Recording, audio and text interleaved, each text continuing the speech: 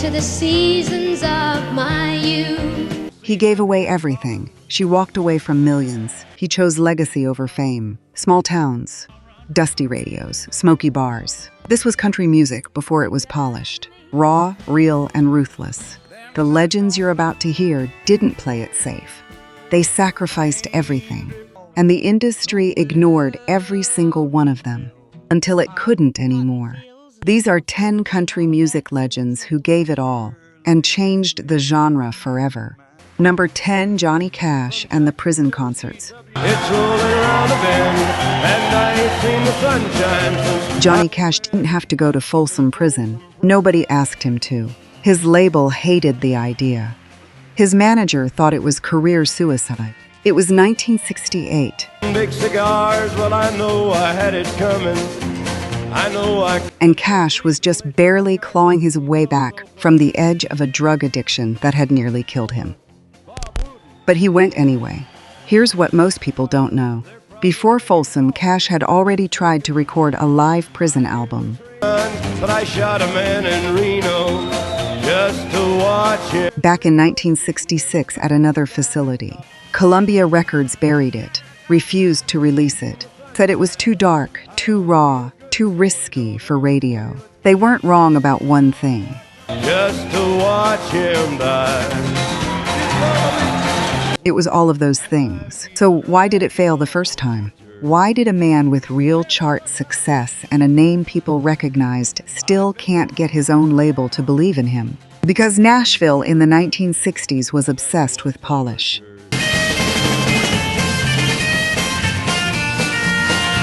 Strings, smooth production, safe stories, and Cash was standing in the middle of that with dirt under his fingernails saying, "No, this is what real people sound like." Nobody wanted to hear it. And then Folsom happened. And I hear that whistle blowing, I hang my head and cry. The live recording from Folsom Prison was released in May 1968. By summer, it had gone to #1 on the country charts and crossed over to pop. Folsom Prison Blues re-entered the charts more than a decade after it was first released. The album sold over 6 million copies.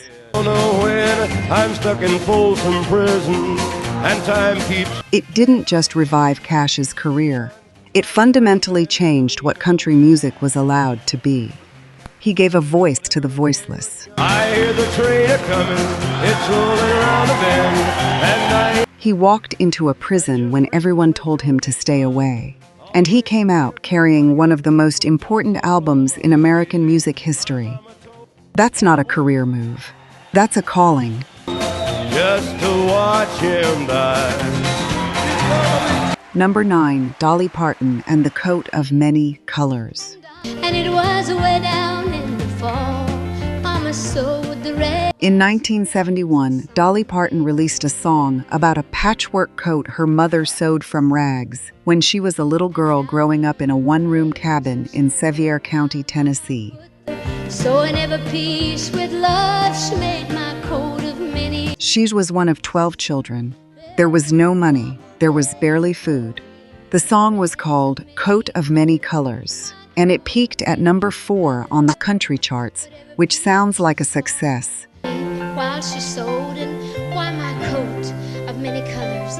Until you realize that by 1971, Dolly was already a known name, already a regular on the Porter Wagoner show, and her label fully expected her to be releasing radio-friendly pop country crossover material. With patches on my breeches, holes in both my shoes. Instead, she turned in a song about poverty, about being mocked by schoolchildren for wearing a coat made of rags, about her mother's love being worth more than riches. RCA wasn't thrilled. Porter Wagoner reportedly had his doubts about whether it was too simple, too personal, too small for where Dolly's career was headed. So why did she do it? Coat of many colors, Mama made for me. Because she knew something that nobody else in Nashville understood at the time. She knew that the people who listened to country music, the truck drivers, the factory workers, the farmers, the women raising kids with nothing but grit and faith, They had never heard their story told with dignity. Not like this. Off to school just to find the others laughing. She didn't write Coat of Many Colors to have a hit. She wrote it to tell the truth. And here's what happened. It didn't just chart. It became one of the most beloved songs in country music history. In 2015, 44 years later, In my coat of many colors, Mama made. NBC produced a TV movie based on it that drew over 13 million viewers. It became a children's book. It became a cultural touchstone for an entire generation of Americans who grew up with nothing and were told that was something to be ashamed of. Dolly Parton looked that shame in the eye and turned it into gold. Not rhinestone gold, real gold. In my coat of many colors, well, I hurried. Number 8. Kristofferson and the Nashville Janitor. Here is a fact that sounds like fiction. In the sunshine, in the shadows of her eyes. In the late 1960s, one of the most gifted songwriters who ever lived was mopping floors at Columbia Recording Studios in Nashville. Waking in the morning to the feeling of her. The same studios where Johnny Cash and Bob Dylan recorded because nobody would give him a meeting. Kristofferson had a Rhodes Scholarship from Oxford. He'd turned down a teaching position at West Point. Wiping out the traces of the people.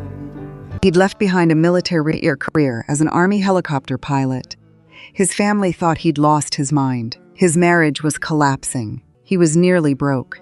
And he kept writing songs. He handed demos to every producer and artist who would take them. Talking of tomorrow, the money, love. Most of them didn't listen. Some of them lost the tapes entirely. Roger Miller recorded Me and Bobby McGee in 1969, and even then, Kristofferson barely got noticed. The song charted modestly. Easier than anything I'll ever do again. The industry still wasn't paying attention, so why didn't it break through? A man this talented, this relentless, this willing to sacrifice everything. Why was Nashville still ignoring him? Because Kristofferson wrote songs that were literary. Complicated. Close together with a feeling that I've never. Emotionally messy in ways that 1960s Nashville radio didn't know what to do with. They weren't three-chord simple. They weren't safe. And then Janis Joplin got hold of Me and Bobby McGee. She recorded it just days before she died in October 1970. Known before in my time. It was released posthumously in January 1971 and went to number 1 on the pop charts. Then Johnny Cash recorded Sunday Mornin' Comin' Down. Sammy Smith recorded Help Me Make It Through the Night. Her was easier than anything I'll ever. Suddenly everyone in Nashville wanted a Kristofferson song. He went from mopping floors to winning a Grammy in the span of about 18 months. He gave up everything the world told him was worth having to chase the one thing he knew he couldn't live without. That's not sacrifice for a career. That's sacrifice for the art. Her was easier than anything I'll ever do. Number 7. Willie Nelson and the Farm Aid Movement. You're all I got to take care of me. By 1985, Willie Nelson had already won. He had On the Road Again. He had Always on My Mind. Ways in my memory, in the wetness of the. He had outlaw credibility and mainstream success in the same breath, something almost nobody in country music had ever managed. He could have coasted. In the wetness of the soul. He had every reason to. Instead, he picked up the phone and called Bob Dylan and Neil Young. What Willie saw in the summer of 1985 was a farming crisis tearing apart the American heartland. Current flowing from my mind. Family farms, the very backbone of the culture that had birthed country music, were being lost to foreclosure at a rate nobody had seen since the Great Depression. Farmers were losing land that had been in their families for generations. Hey, heart, you left so cold. Whiskey River, take my... Some of them were losing their lives. The suicide rate in rural America was climbing, and Washington wasn't listening. Farm aid was organized in less than 8 weeks. Willie Nelson's, John Mellencamp, Whiskey River, take my money. Neil Young, and a long list of artists performed on September 22, 1985, in Champaign, Illinois. 80,000 people showed up. The concert raised nearly $9 million in one day. But here's what the numbers don't tell you. My memory mind, in the wetness of his soul. Willie Nelson didn't just show up and sing. He became the face of an ongoing movement. He chaired Farm Aid for decades. He testified before Congress. He put his own money into it. He turned down tours, turned down deals. You left so cold. Whiskey River, take... Redirected his energy year after year toward something that had no commercial upside for him whatsoever. He had everything: fame, money, legacy, and he kept giving it away to people who had nothing. Farm Aid has now raised over $60 million over nearly 4 decades. It's still going. You're all I got, take care of me. And it exists because one man looked at a crisis that everyone else was walking past and decided that his platform belonged to somebody other than himself. Willie Nelson could have been just a music legend. He chose to be something more. Feeling ever current, flowing from my mind. Number 6, Loretta Lynn and the songs they tried to ban. 'Cause now I've got the pill. In 1975, a song was banned from radio, not in some distant era of censorship, not underground. This was a mainstream country song. You set this chicken your last time. Written by one of the biggest names in the genre, pulled from playlists across America because programmers decided it was too controversial for their audiences. The song was The Pill. Last time, 'cause now I've got the pill. The artist was Loretta Lynn. The Pill was a frank, unambiguous song about a woman's right to control her own body. In 1975, Loretta Lynn, the coal miner's daughter, the most beloved female voice in country music, The pill.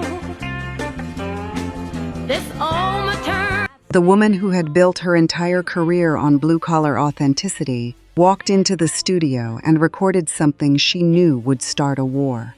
She'd been writing songs like this for years. I've got is going in the garbage. The clothes. Don't Come Home A-Drinkin' with Lovin' on Your Mind in 1966. You Ain't Woman Enough in 1966. Rated X in 1972. And your hands play while holding a couple in. Also banned by several stations about the double standards facing divorced women. Every one of those songs made programmers uncomfortable. Every one of them sold records anyway. It's getting dark.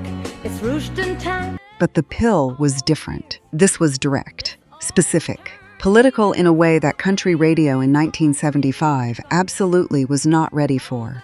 Many stations refused to play it. Couple in my arms, and others on the way. Some major market programmers pulled it entirely. Here is the thing that should hit you like a hammer. It still reached number 5 on the country charts. Despite the bans, despite the controversy, Don't you worry, Nana, 'cause Mama's got the pill. despite the industry resistance. Because the women listening to country radio in 1975 heard that song and felt, maybe for the first time, like somebody was actually telling the truth about their lives. Scene of this old world is a bed and a doctor bill. Loretta Lynn sacrificed the comfort of being universally loved. She chose truth over approval every single time, and she paid for it. And she kept going anyway. There is no Casey Musgraves without Loretta Lynn. There is no Maren Morris. And a couple in my arms, and others on the way. There is no modern female voice in country music willing to say something that might cost her something. Without Loretta Lynn going first. She cracked the door open. They walked through it. If these stories are hitting different, And I'm ready to make a deal. And you can't afford. if you're sitting there thinking about artists you grew up with in a whole new way, go ahead and subscribe, because we've got a lot more where this came from, and the stories only get deeper from here. Tonight's too good to be real. Oh, but Daddy, don't. But what comes next? This one gave up a fortune, walked away from Nashville entirely, and in doing so, accidentally created the blueprint that saved country music in the 1980s. Don't go anywhere. Don't you worry now, 'cause Mama's got the pill. Number 5, Waylon Jennings and the Outlaw Declaration. Times of the bad things he's done, Lord. In 1972, Waylon Jennings did something no major country artist had done before. Good times they've had, all the good times to come. He fought his label for creative control and won. This sounds simple now. It was not simple then. RCA Records owned their artists in the early 1970s the way a landlord owns a building. She's a good-hearted woman. They chose the songs, they chose the producers, they chose the arrangements, the session musicians, the release dates. Artists showed up, sang what they were handed, and cashed the check. She don't understand. Waylon had been watching this system destroy the music he loved. Nashville was producing what critics were starting to call the countrypolitan sound. Lush orchestration, pop production, Good-hearted woman, loving a good time. smooth edges sanded down until the grit was gone entirely. It was selling records. It was also, in Waylon's view, killing the soul of the music. He demanded, and eventually received, unprecedented creative autonomy in his RCA contract. Cool rooms and clear mountain morning. He brought in his own band, the Wailers. He produced his own records.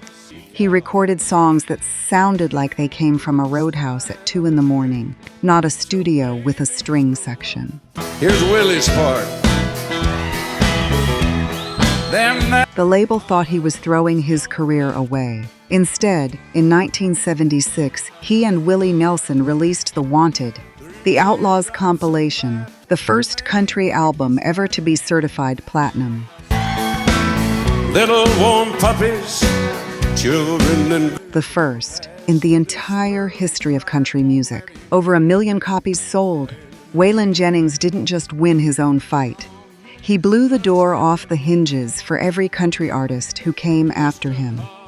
complains of the bad times, of the bad things he's done. The entire new country movement of the 1980s and the alternative country movement of the 1990s. They all start with what Waylon did in that RCCA conference room in the early 1970s.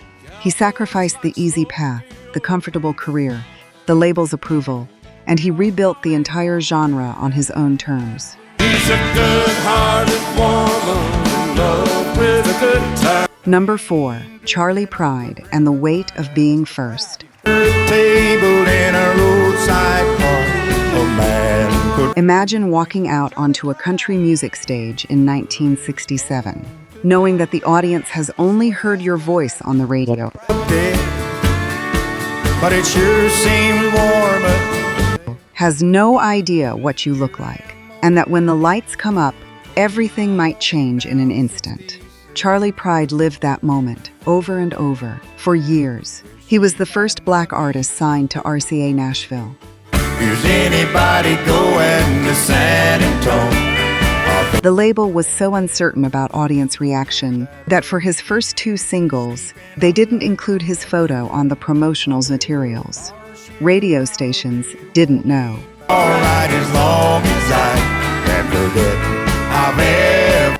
Some of them might not have played the records if they had, and then he started performing live.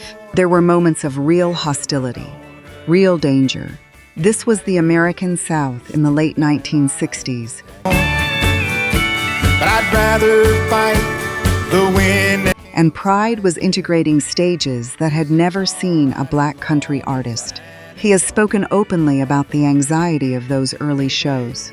The silence when audiences first saw him, the uncertainty of what that silence meant, Sosa. But he kept going.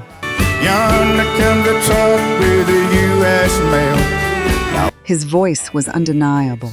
Just Between You and Me reached number 9 on the country charts in 1966.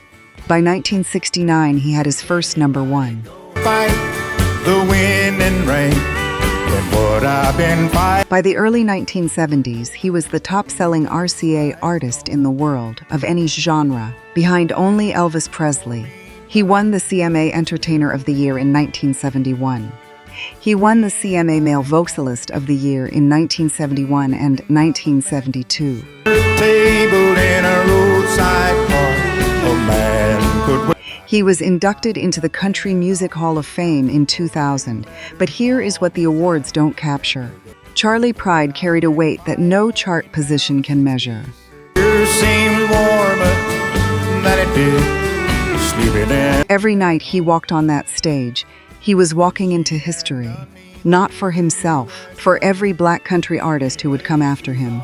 For Darius Rucker, for Kane Brown, for Jimmy Allen. The U.S. mail. Now people writing letters back home. For every kid who ever loved country music, but didn't see themselves in it. He didn't choose to be a pioneer. He just refused to stop. And that refusal changed what country music's America was allowed to look like. What I've been fighting at home. Yonder Number 3, Hank Williams and the Letter. that lonesome whippoorwill. He never got to finish. Hank Williams was 29 years old when he died in the back seat of a powder blue Cadillac on New Year's Day, 1953. He had been fired from the Grand Ole Opry. His marriage had collapsed. His health was destroyed by alcohol and back pain, and the kind of loneliness that a certain type of genius seems to carry like a second skin. Time goes crawling by. He had been writing songs since he was a teenager in Georgiana, Alabama, learning to play from a black street musician named Rufus Payne, a man who never got credit for what he gave country music. The moon just went behind. In his short career, Hank Williams wrote, "I'm so lonesome I could cry, your cheatin' heart, hey good lookin', cold cold heart, jambalaya," and dozens more that are still being recorded today. He wrote them fast. And cry. Usually on the back of whatever paper was nearby, in the grip of something that seemed to be chasing him. Nobody in Nashville took him seriously at first. Fred Rose, his eventual publisher and champion, almost didn't sign him. The Opry dismissed him initially. He was rough around the edges in a city that was trying to present a polished image. What did Hank Williams sacrifice? Everything. His health, his marriage, his stability, his very life.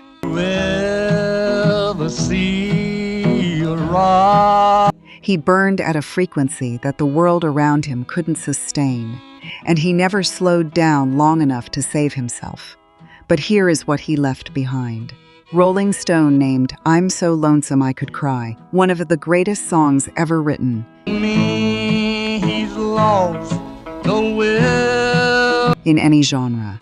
Bob Dylan has called Hank Williams the first American poet he ever encountered. His influence runs through every corner of country, rock, and American folk music. Every singer-songwriter who ever sat alone with a guitar, Whippoorwill, he sound. trying to make something true, owes a debt to Hank Williams. He didn't sacrifice everything for fame. He sacrificed everything because he couldn't stop, because the songs demanded it. And sometimes the greatest gifts to the world come from the deepest personal costs. is whining low. I'm so low. Number 2. June Carter Cash and the Man She Saved. Your brown eyes weigh heavy with the burdens of the world. This story doesn't start with music. It starts with a phone call, a handful of pills, and a man on the edge of destroying himself completely. Hear the cry and the prayer and the moan of a good man. Jesus Philip. By the late 1960s, Johnny Cash's addiction had reached a point where people around him genuinely didn't know if he was going to survive. He was disappearing for days. He was unreliable on stage. Your wisdom like I'm praying for the war. He had been arrested multiple times. He crashed his truck in the Los Padres National Forest and nearly died in a cave. The people who loved him were running out of ways to hold on. June Carter didn't have to stay. Jesus give you consolation, Jesus give you inspiration, Jesus. She came from the first family of country music, the Carter family, the most important group in the early history of the genre. She had her own career, her own reputation, her own children to think about. She was funny, brilliant, talented, and in demand. She had options. You're a good man. Jesus hear the cry and the prayer. But she had also, by this point, fallen in love with a man who was trying to die. June Carter managed Cash's medication. She monitored his intake. She traveled with him, watched over him, In the pain and the hurt of a good man. You're a good man. called him back from the edge more times than anyone fully knows. She put her own needs, her own emotional peace, her own career trajectory, all of it, on a shelf. For years, she proposed to him on stage in February 1968 at a concert in Ontario, Canada. Give you consolation, Jesus give you inspiration, Jesus. He said yes. The audience went wild. It was one of the most romantic moments in country music history. What they didn't see was the decade of sacrifice behind that proposal. Together, they became one of the defining love stories in American music. The Cash revival in the 1990s, the American recording series, the Hurt video, the late career redemption. For the stars, I'm praying for your wisdom like I'm praying. That only exists because June Carter Cash refused to let go. She didn't save Johnny Cash for her own sake. She saved him because she understood, at a level that was almost spiritual, that his voice and his stories belonged to the world. June Carter Cash died in May 2003. Give you inspiration, Jesus save this nation, maybe. Johnny Cash died 4 months later. Some loves go all the way down, and some sacrifices are so complete, so unconditional, that they stop being sacrifice and start being devotion. That's what she gave. All of it. Every last piece.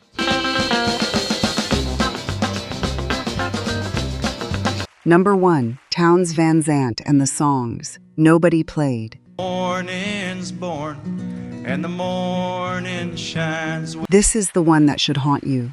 Townes Van Zandt spent his entire career, his entire life, writing some of the most extraordinary songs in American music. Will miss sunrise if you close your eyes. And he was almost completely ignored by the mainstream country music industry while he was alive. He grew up in Fort Worth, Texas, in a wealthy family. He was brilliant and restless and reportedly diagnosed at a young age with conditions that led to experimental medical treatment. Her hat to lay her lily. Insulin shock therapy that he later said cost him significant portions of his memory. He came out of that experience changed, and he started writing Pancho and Lefty, If I Needed You, To Live Is to Fly, Waiting Around to Die, songs that hit like open wounds. She's a sight to see and a treasure. Songs that made people who heard them feel less alone in the specific ways that only the very best art can. The country music industry wanted nothing to do with him. He was too dark, too literary, too uncommercial. For the poor to find. He lived in poverty for most of his adult life by choice or by necessity, depending on how you look at it. He turned down deals that required him to change. He turned down production arrangements that would have softened the edges of his music. He slept on floors. Would you come to me and ease my pain? He drank. He played for almost nobody in rooms that held almost nobody. Emmylou Harris recorded If I Needed You in 1981. Willie Nelson and Merle Haggard recorded Pancho and Lefty in 1983, and it went to #1. Suddenly, people were asking who wrote these songs. Come to you, I'd swim the seas. The answer was Townes Van Zandt, living in a cabin with no heat, still playing small clubs for almost nothing. He died on January 4, 1997. He was 52 years old. In the years since his death, his reputation has grown into something close to mythology. Well, in the night forlorn, all the Steve Earle, one of the finest songwriters in American music, once said that Townes Van Zandt was the best songwriter in the world and that everything else was just second place. and a treasure for the poor to. That is a wild thing to say. That is also, to anyone who has spent time with Townes' catalog, not a wild thing at all. He gave everything. He kept nothing for himself. No comfort, no security, no compromise, just the songs. And the songs outlasted everything. To lay her lily hand in mine.